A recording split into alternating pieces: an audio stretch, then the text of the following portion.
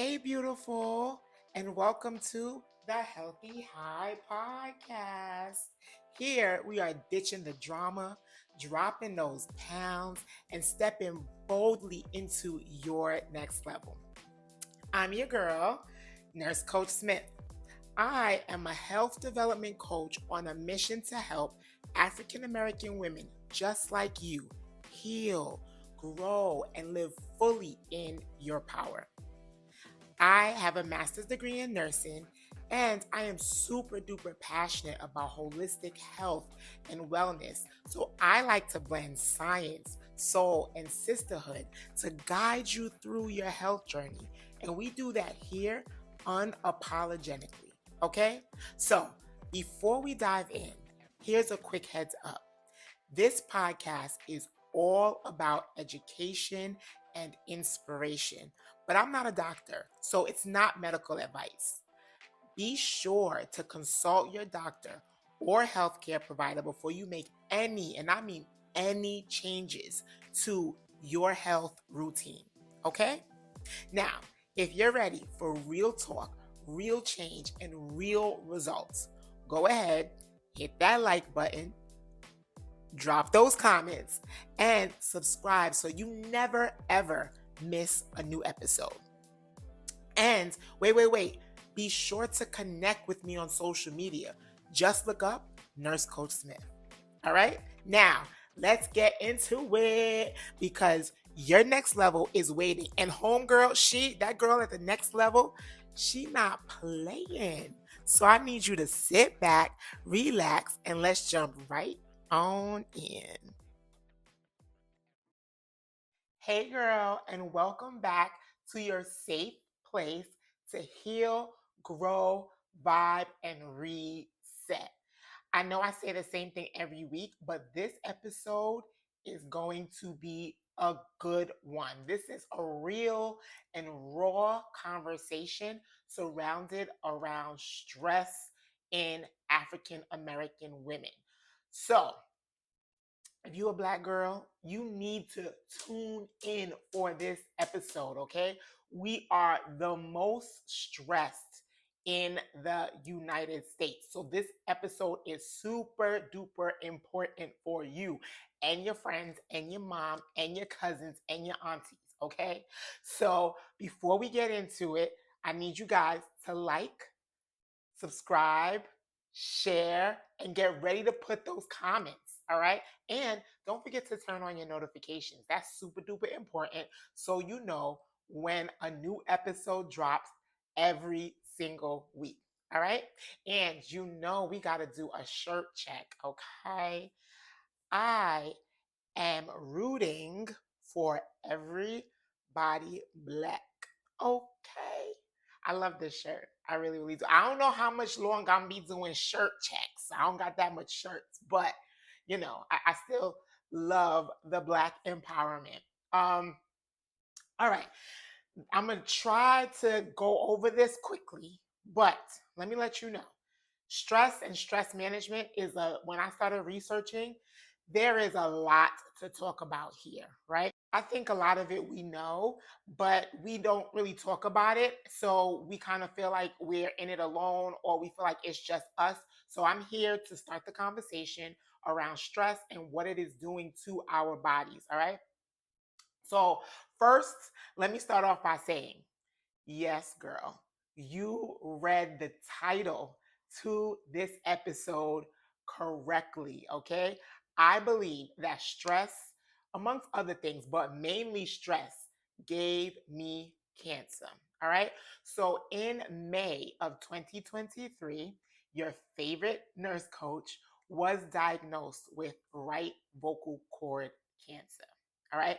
And when I got the call, I could not believe it because I started saying to myself, how could I have cancer? First of all, I'm a nurse coach. I focus on being healthy. I work out almost every single day. I eat primarily, and I say primarily, a plant based diet. Most times I'm eating healthy, I'm fasting, I'm doing all these things that is supposed to keep me healthy. But what I wasn't doing is managing and getting rid of my stress. I was stressed the hell out. So let me just let you know some of the things that I was going through right before I got my diagnosis. And let me say this, I do feel like I have been stressed for over maybe 10, 15 years before I even got a family and got married and everything. I believe that I was stressed for more than one reason. The strong black woman stigma, right? I believe that school, nursing school, anyone who's been through nursing school knows the stress of being in nursing school. And I do believe the nursing career, right, is also very stressful. And I've been a nurse well over 15 years. So I believe my stress started a long time ago. But I was never taught how to manage it. I always thought you just push through. We just push through, right? Which we kind of talked about last week with the strong black woman persona that we've been carrying. But back to the topic at hand. So, right before I was diagnosed, there was so much things going on in my life. I had to jot them down for you. All right. So, number one, I am a perfectionist. That automatically leads to stress, right? No one is perfect and nothing is ever going to be perfect. So, setting unrealistic expectations is a big stressor, right? Um, I was a wife, right? And that alone comes with its own challenges. Me and my husband at the time were talking about getting a divorce, right? I'm a mother. I was caretaking for my children. I was in two schools at one time, right? At the time, I thought I wanted to be a nurse practitioner, so I was studying for that, and I was also completing my board certification to be a nurse coach. So I was doing both of those things simultaneously. All right. And another issue that I was having is I was financially unstable. I was just starting my business and I hired someone to help me um, propel my business and it didn't work. And I utilized $30,000, yes, 30K of me and my husband's savings to pay this person. And they did not show up the way they were supposed to. Plus, I was working a part time job. So there was a lot of financial instability during this time. Unfortunately, also during this time, one of me and Dre's parents, I'm putting it like this to just respect privacy, but one of our parents ended up being sick to the point where, we recommended that the parent move in with us. So just an additional role, being more of a caretaker and supporting the family through that was something that was going on. Also, I continued to be a good friend. I had a friend that was going through custody issues with her child, and she was super duper scared, super duper stressed. She would call me all the time, talk to me about the stress that was going on in her life. And naturally, for me, when I care about somebody, sometimes I kind of take on their stress. So all of those things were happening. And then, bam, I got the call. Yes, Mrs. Smith, it is confirmed you have right vocal cord cancer. All right. So in that moment or going through that taught me that, girl, being healthy is so much more than eating right, fasting, and working out. You have got to learn to manage stress. You have got to start telling Black women that stress will kill you sometimes even faster than eating fried, fatty, horrible food. All right. So this is why I felt it was super duper important to have this episode before I even start talking about let's eat right, let's work out. We got to manage our stress. So the cat is out the bag. I am recovering from right vocal cord cancer. So sometimes that's why my voice goes in and out. My voice at times sounds a little deeper. But listen, this is my story, and I'm happy that I'm still alive because it could have ended up being so much worse. And the journey taught me so much more about life. And now, just 2 years later, I live such a different life than what I was living 2 years ago because of this diagnosis. So let's get into more about stress and how we gonna make it better, because I don't want you guys to go through what I went through. I went through it to be able to come and educate you guys and make sure that you never have to go through what I went through. You can learn from what I went through instead of going through it. All right. All right. Let's get started. Let's talk about what stress is. Okay. So, according to the World Health Organization, stress can be defined as a state of worry or mental tension caused by a difficult situation. All right. That's a whole lot. For me, if I had to create my own definition of stress, I would say it's the nervous system's reaction to overload, to a threat, or imbalance. All right. The nervous system and stress work hand in hand. All right. I need you guys to understand that. All right. So acute stress is good, or short term stress is good, like when you're running late for a doctor's appointment, or you're sitting in traffic, or you lose your keys, right? Those those short-term stress, it's okay. That's perfectly fine, right? So acute stress initiates your fight or flight response, right?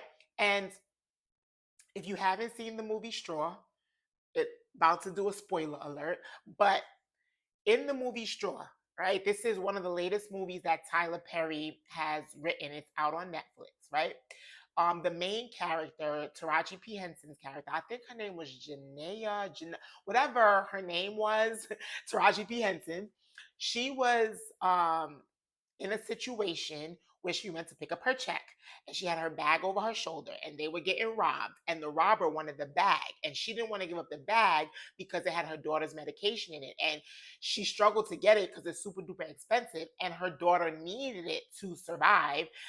So when the robber went to try to take her bag, this person that was portrayed throughout the movie as a nice person, not a fighter, she became a fighter real quick, right? Because she perceived a threat, right? Her nervous system told her something threatening is happening. So, because of that, she was able to fight the robber, actually get the gun from the robber, keep the bag, and then she shot him, right? So, acute stress is a survival mechanism. It's good for you. It helps you to eradicate a threat, right? So, there's nothing wrong with acute stress, right? So, it prepares your body to quickly react to a threatening situation or a challenge. So, no problem with acute stress. What this episode is about, we're going to talk about chronic stress. Chronic stress is bad, bad, and it is tearing us up. All right. So, chronic stress rewires your nervous system to expect danger. It keeps your nervous system ready and expecting danger, anticipating danger. And that's not good, right? So, because of that anticipation or the expectation of danger, your body, different things in your body gets activated. So I'm going to try to keep this as simple and keep it outside of medical terms so that you can grasp it and run with it and understand what is going on with your body when you are stressed. A big part of this podcast is going to be learning you. You've got to learn you, because there are blanket things that we can say and do, but until you hone in on yourself and how you're affected personally, you're not going to get better. All right. So, some of the things that gets activated in your body when you're under chronic stress, your flight or flight response, it stays in a fight or flight type of mood. All right. Keeping you on high alert. All right. And then you live constantly in tension, right? Like you're always worried about something, or you're always assuming the worst of things, right? Chronic stress also affects your ability to relax, restore, and feel safe All right. All of those things get suppressed, right? The nervous system forgets how to shift into like a rest mode, right? And rest mode, I talk to you guys about rest versus sleep all the time, two different things. But rest modes allow your rest mode. It allows for healing and emotional regulation. That's why I tell you guys all the time it's important to get rest. Schedule rest in your day or every week, schedule a certain amount of time for rest, right? To just do nothing unapologetically, right? All right. Chronic stress also dysregulates your vagus nerve, and your vagus nerve is responsible for calming your nervous system down, right? So, what happens in chronic stress is your vagus nerves becomes underactive, all right? So it makes it harder for you to soothe yourself, to connect to people emotionally, and to feel grounded, right? Um, this this is a big problem. I believe that this is why our community is lacking so much empathy, because we have a dysregulated vagus nervous system because we are so chronically stressed. Other things that happen when you are chronically stressed is that there's changes in the brain. Now, this is important for you to understand. So during stress, right, the amygdala takes over your prefrontal cortex, and your prefrontal cortex is designed for reasoning. It has a lot of functions, but one of the major functions is that it allows for reasoning. So the amygdala takes over so that you can react fast and not think slow. Like if a lion is running after you, do you want to sit and think, should I run? Should I sit still? What what's gonna happen if I run versus what's gonna happen if I say, like, you ain't got time for that. So the amygdala takes over and says, look, this is what we got to do to get rid of this stress or to get away from this stress, right? So the amygdala is like the smoke detector of your brain. I like to call the amygdala the drama queen, right? Because it's emotionally driven. It reacts loud and quick, right? Not always rationally. So imagine being in this irrational place all the time because you're chronically stressed and your amygdala is always in charge. That could be a problem, right? So the amygdala triggers the dumping of these two hormones into our bloodstream, right? And we're going to talk a little bit more about what those two hormones do, specifically cortisol. All right. So now let's talk a little bit about your prefrontal cortex. We know that the amygdala is usually irrational. That's the stress part of the brain. It responds to stress. It helps to keep you surviving during acute stress. The amygdala is very important, but chronically, not so great. All right. But let's talk about the prefrontal cortex. It helps with problem solving, right? It helps with focus. It helps you to predict the consequences of your actions. It anticipates events in the environment, right? The prefrontal cortex works on impulse control and it helps with managing emotional reactions. Fun fact, your prefrontal cortex develops last. It takes the longest to develop, and it usually develops pretty close to the 20s. That's why our toddlers have no impulse control. That's why our teenagers make poor decisions, because the prefrontal cortex is still developing. It also helps to develop personality, just a little extra information. All right. So the prefrontal cortex is very important, and that's where you should be living most of the time, in your prefrontal cortex. You should have impulse control. You should be able to emotionally regulate yourself, even though it takes practice. This is where you should be living 95% of the time. All right. So let's talk about cortisol and adrenaline staying elevated, right? So it causes insulin resistance, it causes brain fog, it causes a suppressed immune system, which I believe is what happened to me, which is why I ended up developing cancer, right? I think I was so stressed that my immune system just got wacky. And because of it, I was able to develop this tumor on my vocal cord. All right. Cortisol and adrenaline staying high also causes weight gain, especially around the belly fat. This cortisol is very, very tricky. All right. Cortisol likes to hold on to what it interprets as energy, right? But what energy is basically fat or sugar, right? Because fat is just a whole bunch of sugar clumped together, basically, right? So we utilize fat for energy. So if your body is always stressed, it wants to hold on to energy because you have to deal with that stress. So how does it do that? It likes to surround your organs with a whole bunch of fat, or what we call visceral fat.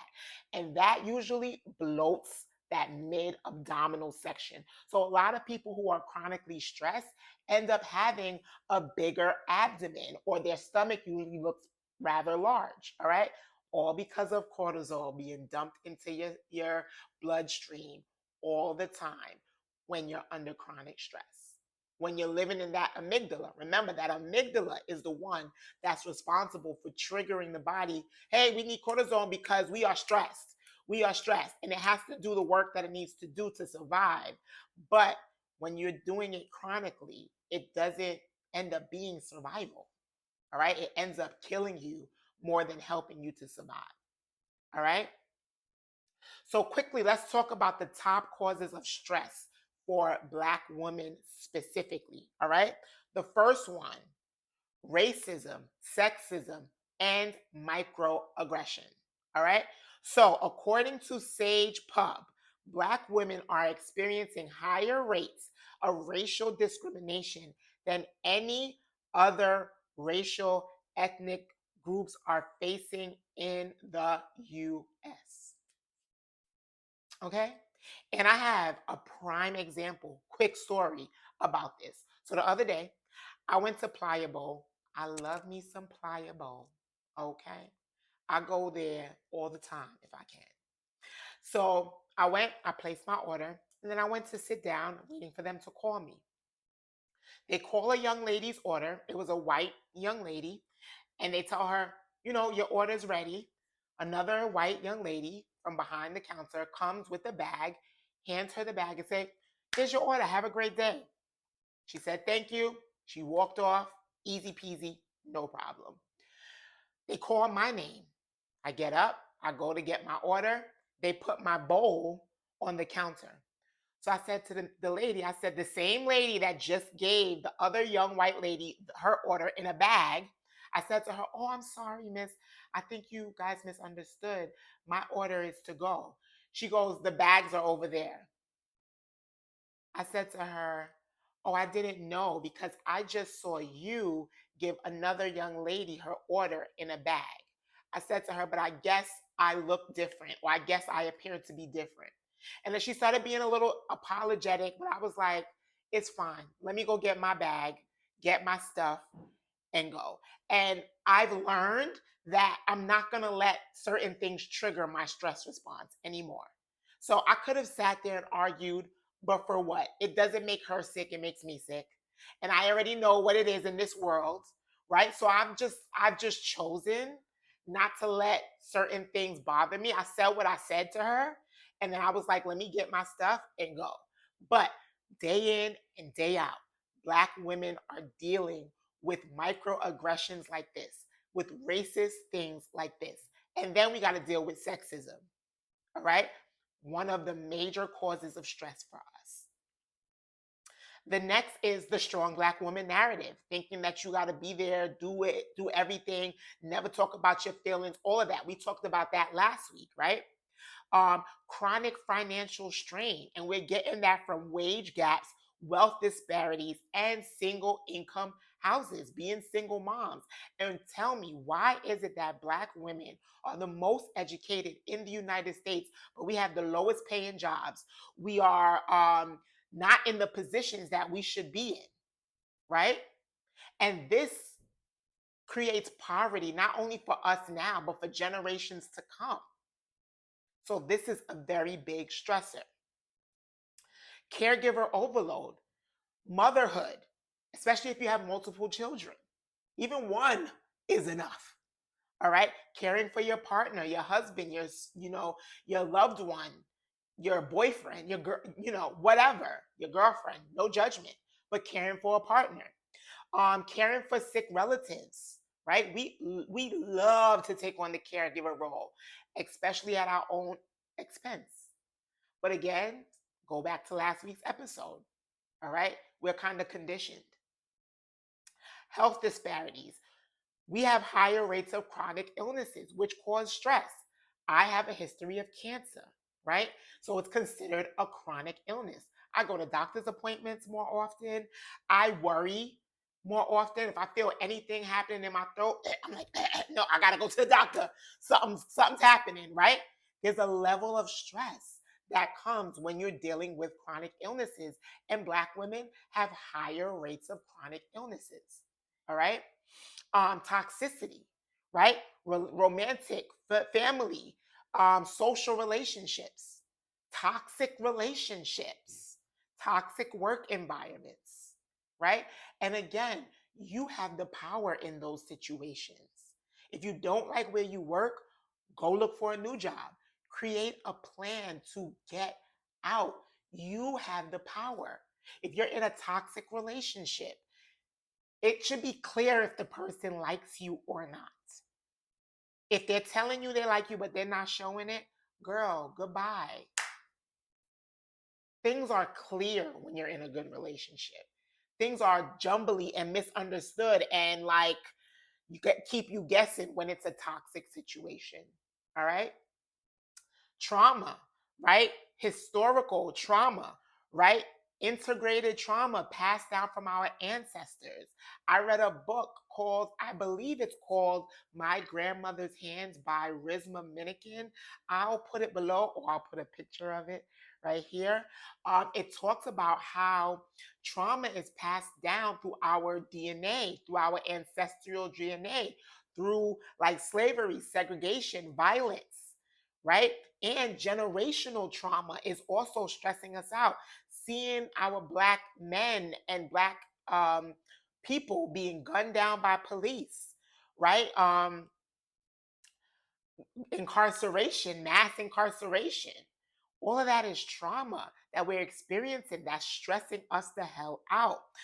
Mental strain or cognitive overload. So, decision fatigue, always having to make choices, whether it's at work, whether it's at home, in the house, right? Keeping multiple tabs open in your brain.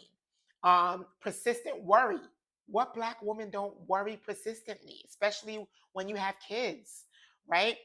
Academic or career pressures, perfectionism, unrealistic self expectations. Do you know how often I see women and they like, girl, I want to lose 50 pounds in 3 months. How can I do it? You can't. Stop right there. Because you set these unrealistic goals. And then when you don't meet them, you disappoint yourself. You stress yourself out, right?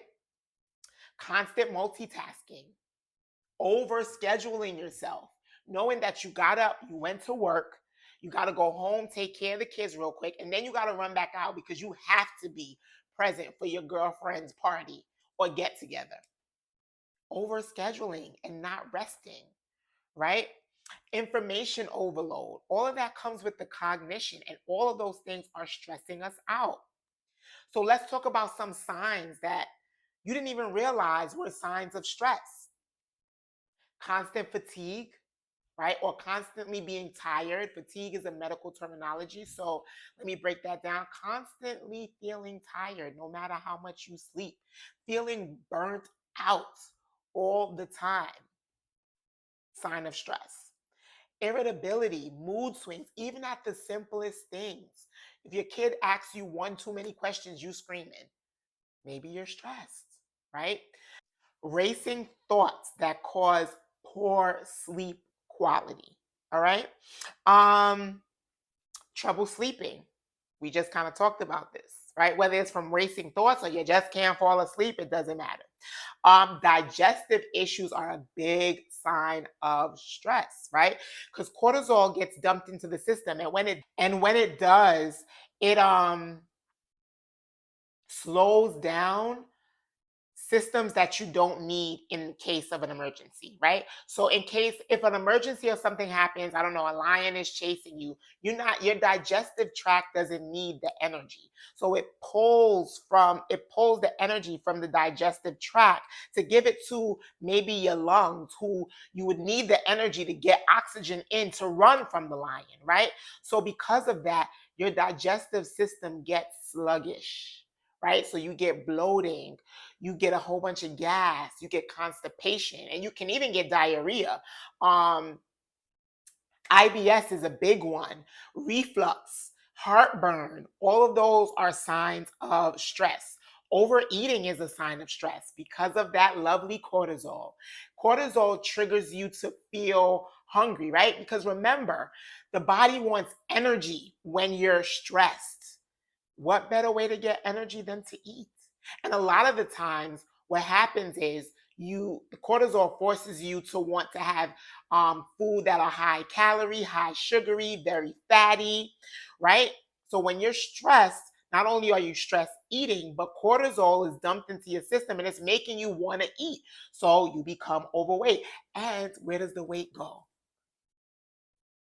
The belly, the midsection. All right. Stress may cause you to feel numb and disconnected, right? Not knowing what brings you joy, not knowing what makes you happy. It even makes it difficult to even feel sad, right? You just become numb. And when I was at the height of being sick and I was trying to evaluate how the hell did I get here, I was so numb to feelings and everything. With a little therapy and time, I still feel like now, even today, 2 years later, working on myself, I still feel very numb at times. My husband has to remind me, right? Like, girl, emotions, please. I need some emotions, right? So, chronic stress makes you feel completely emotionless sometimes. And then, of course, you have the brain fog and the forgetfulness. All right. So, those are all some signs of stress. So, what are the top health conditions that's related to chronic stress? First of all, accelerated aging. Have you ever seen anyone that you went to school with back in the day? You see them 10, 15 years later, you're like, damn, they look old as hell. That is from stress. And what happens there is we have something called telomeres that's on our DNA or our chromosomes, and they represent biologically our age.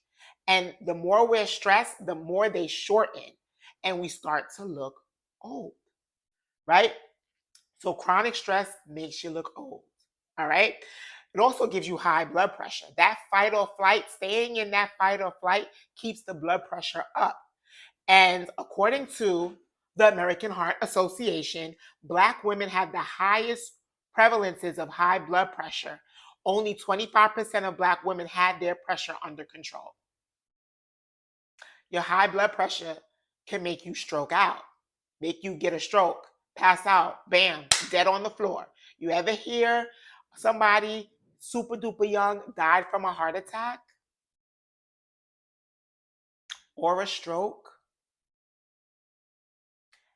You think, oh my God, they were so young, what happened? But then you find out that the kids was acting up in school, they were getting ready to go through a divorce, they were dealing with a sick parent, chronically stressed. All right, chronic stress leads to obesity because of that cortisol and that overeating. Leads to diabetes, again, because of that lovely hormone cortisol. Um, you develop insulin resistance, right? Chronic stress disrupts how your body breaks down glucose. So the glucose then becomes fat. According to American Heart Association, Black women are more likely to have undiagnosed diabetes. All right? Chronic stress also causes heart disease, which is the number one killer for Black women. Again, going back to some facts here. According to American Heart Association, the prevalence of stroke for Black women is 2 times higher than of white women. We got an issue with heart disease, number one killer for us. All right. Stress causes high level of anxiety and depression. Stress is causing, we are at all-time high of autoimmune diseases in women. Stress causes autoimmune diseases, okay? It dysregulates the immune system and it triggers autoimmune diseases. We've got to get better with that. Lupus is running wild, IBS running wild. We are suffering Crohn's. So much autoimmune diseases are occurring. All right. All right. Um, Chronic stress, infertility, and reproductive issues, right? It disrupts hormones like estrogen and progesterone. All right. A lot of women, fibroids, painful menstruation, fertility issues, early menopause, right? We're going into perimenopause so much earlier than we used to.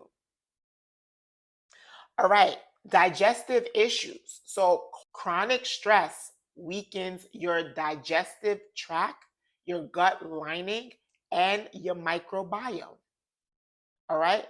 Your microbiome, there's research out there saying that that's like your second brain, right? So it's messing you up mentally, it's messing you up in the stomach, right? And we already talked about some things: bloating, diarrhea, constipation, reflux, heartburn, all of those things. And just FYI, chronic heartburn or gastric esophageal reflux is, it can cause cancer, stomach cancer, and esophageal cancer or throat cancer. All right. So be careful. Chronic stress weakens the immune system. So what ends up happening? You have more infections. It's harder for you to heal from like an infection or to get over a cold. You got a lingering cough for like 3 months and you can't figure out what's going on. I've been coughing. Maybe you stressed and your immune system is weakened. Um, And what chronic stress does is it increases inflammation in your body, right? And chronic inflammation gives you multiple, depending on where the inflammation is, you end up with the disease.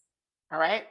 Um, and then chronic stress, last but not least, causes increased cancer risk.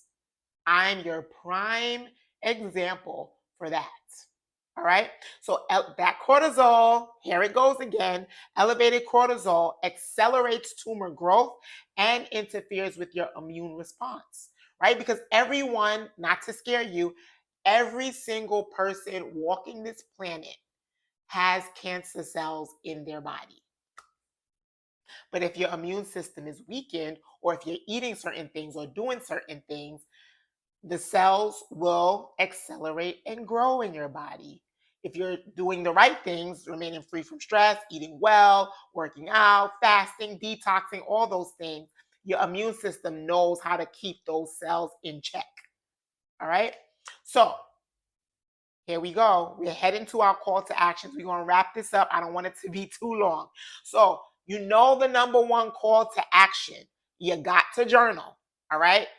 Journaling, journaling, journaling. Journaling allows for vulnerability. I need Black women to start to learn to be more vulnerable. And what better way to start than to start with yourself, right? So, journaling. I want you to ask yourself a few questions when you're journaling. But the number one thing is, what stood out for you in this episode? How did it show up in your body? How do you feel about this episode? Does it make you want to change anything? Does it make you want to check in with yourself more? What shows up for you after listening to this episode? And then here are some questions I want you to ask yourself. What are the most common situations, people, or responsibilities that make you feel overwhelmed or unsafe? All right. Second question: where in my body do I feel stressed most often? Me now, when I'm stressed, my voice. My voice starts to shake a little bit more. It goes out a little bit more. That's how I know that something is stressing me and I need to pull back. And that may be because of treatment to my vocal cord, but it's a sensitive area for me now. And now my stress shows up right there. All right. What expectations am I carrying that are not mine to hold? All right. And what brings me joy? What makes me happy? And that question right there may take some time. You need a lot of alone time, especially if you've been busy and haven't been focusing on yourself to figure out the answer to that question. All right. And here are some other call to actions that you can do. Not mandatory, but I want to give it to you anyway. You got to learn to calm your nervous system down. So here are some practices that you can do. Pick one, pick two, do them all. It's up to you. I'm rhyming here. All right, deep intentional breathing. It calms the nervous system. You want to use the 4-7-8 method. Breathe in for 4 seconds, hold for 7 seconds, and release over an 8-second period. All right, it just calms you down. Breathing switches your brain quickly from utilizing the amygdala to utilizing the prefrontal cortex. All right, so deep intentional breathing, that's one of them. Second is grounding, right? Be present, be aware, get out of the amygdala brain, bring yourself back to the present. And how can you do that? You can utilize the 5-4-3-2-1 method. You want to name 5 things that you can see, right? 4 things that you feel in the moment, 3 things that you hear, 2 things that you smell, and 1 thing that you taste. That brings you back to the present and it gets you out of this fear mongering loop, right? This amygdala loop. All right. The next thing is movement. Create a playlist, a stress free playlist, right? So that when you feel stressed, you put it on and you get the movement. Movement also helps to bring the nervous system down. And last but not least, invest in calming scents. I put frankincense on my body almost every single day, especially when I know it's going to be a stressful day. I rub it into my coconut oil or my shea butter and I put it all over. But you can get a diffuser, right? You can get candles and utilize lavender, frankincense, and eucalyptus. Those are like the 3 top nervous system, scents that like bring your nervous system down. All right. And I love that because that's natural ways to do things. All right. Another thing that you can do as a call to action is practice gratitude. Wake up every day and pick 2 things that you're grateful for. Every day I wake up. Thank you, God, that I'm alive. Thank you, God, I have healthy kids. Thank you, God, I have a home to live in. Thank you, God, I have a husband that loves me and is willing to do just about every and anything for me. Thank you, God, that I have healthy parents. Like, just thank you. Thank you, God, that I can work. Thank you, God, that I can work out. Thank you, God, that I can talk. There was moments that I couldn't even speak because of this cancer. So thank you, God, that I still have a voice to educate and do what it is that I love to do. Wake up and be gracious. Yes, there's so much things going on in this world. Yes, we have wage inequities. Yes, we are treated differently in the world. But what can we be grateful for? Let's not focus on the things that we really can't change, but focus on gratefulness. All right? Final call to action. Release things that are stressing you. Stop engaging in things that bring up your blood pressure and that makes you uncomfortable, that makes you jittery. Like, leave it alone. Like, when I go back to New York, I now live in Jersey, but I'm a New Yorker. Go back to the first episode. When I go back to New York, the aggressive driving, the rude people, the tight streets, the light cameras, it heightens my nervous system. I am so uncomfortable in New York now because I've learned to live in such a zen space. When I get into spaces that bring me stress, I could feel it right away. But you've got to learn to detect that for yourself and move away from people and situations that bring you high amounts of stress. All right. All right. We wrapping up with some affirmations real quick. 3 affirmations, right? My peace is not negotiable because protecting my peace is protecting my life. I'm going to put 2 books here. The first is called Balance by Touré Roberts. If I can't get it here, check the comments. That's a beautiful book about balance in life, right? Another one, Protect Your Peace. I'll try to put it here or down below. Protect Your Peace by Trent Shelton. That was instrumental for me. Once I started resting and doing nothing and then reading started becoming a joy of mine and learning more about how I can be stress free. Those 2 books, beautiful. Try to pick 1 or 2 of them up and read them. All right. Again, with this affirmation, my peace is not negotiable because protecting my peace is protecting my life. All right. Second one, I choose ease, softness, and rest because I deserve them, not because I earned them. All right. And the final one is I do not need permission to prioritize myself. You do not need permission to prioritize yourself. Okay. All right, that is it today. I think you got a lot of information. Trying to keep it at 30 minutes because I want to keep you engaged.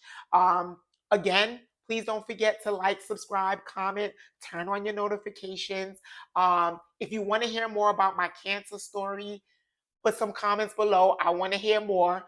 I can do a whole episode on how I found out, what happened, what's the course of treatment that I took, all of those things, how I felt, how I got through it, how, like, just everything. So if you want to know more, let me know. If you think this episode can benefit anyone that you know, any Black woman that you know, your aunt, your cousin, your sister, your friend, your mom, please share it. This is a community, right? And we are growing and we have to empower and help each other. If you have a question, put it in the comments. If you're uncomfortable with that, no problem. Send me an email at thehealthyhighpodcast@gmail.com. And do not forget to follow me on socials. Look up Nurse Coach Smith and follow me. See my day to day, what I'm doing. I don't post every day, but I do post every now and then, and I welcome new followers. This is it. It's the end of this episode. I hope and pray that this episode serves you.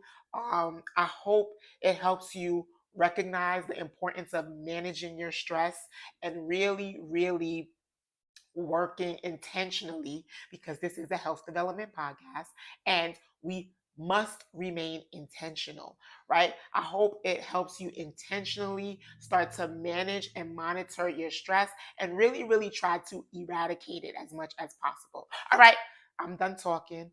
I love you, sis. Until next week, take care of yourself. Peace out.